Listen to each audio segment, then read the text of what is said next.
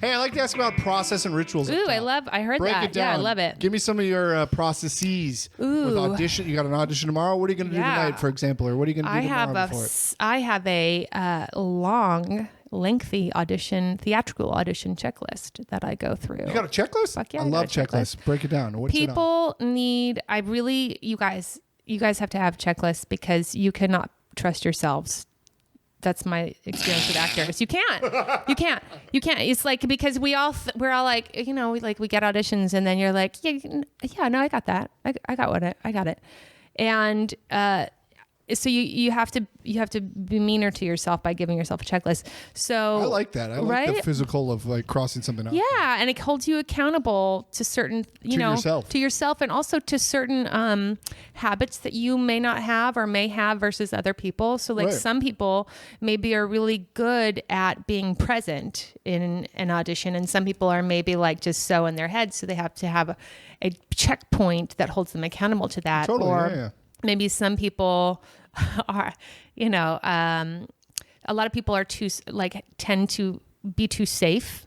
And so they need to do a take where they go further. Sure, yeah. And I tend to be so extra that I usually need to remind myself to do some takes where I'm just a person in a place. I'm in your camp. Right, yeah.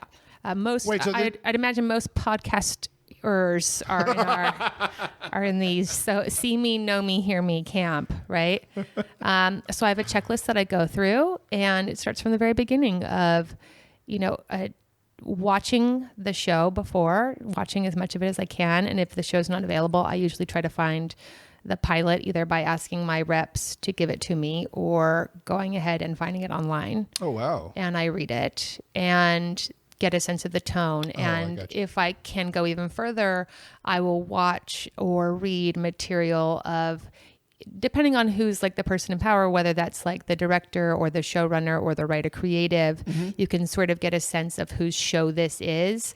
So like I had auditioned for, what's the one with Matthew McConaughey and he was like in the box? True Detective. Yeah, True Detective season 3.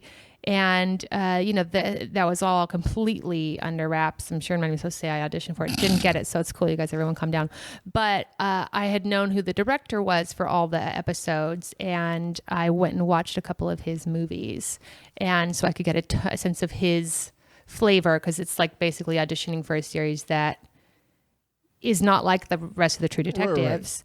Right. And so you just get a good sense of the feel of what their voice is. And then I asked myself, is this audition, are these sides written for the audition, or are they sides part of the actual show? Because a lot of times what they'll do is they'll write sides that are fake sides. And I have a little bit of a different feeling about how creative I can be if it's just for the audition, because then I know they just want to see what I am and who I am and what I do, versus if it's really a part of a script, then I need to really fit the molds of what they're creating. So, and I've like 23 other fucking things on there, you gotta do what you gotta do. Give me some of the highlights, because if it was up to me, we would just go through your entire checklist and then let's do it. I mean, wrap up the podcast. Yeah, I mean, highlights for me. So I hold myself accountable by doing a smaller, just normal take. I try to, even if it's broad comedy, I try to remind myself through experience of auditioning, and then I'm a really big fan of watching who booked the jobs you've auditioned for. Oh, sure. And just seeing what, not necessarily to compare yourself as good or bad, but to see what it was and why they helped them tell the story. Sure. And I found early on that I felt that what they were doing when it aired was far simpler than what I was doing when I auditioned. Yeah. And though that can be tricky, because there's what often you do in the audition versus then what they do in when the edit comes out.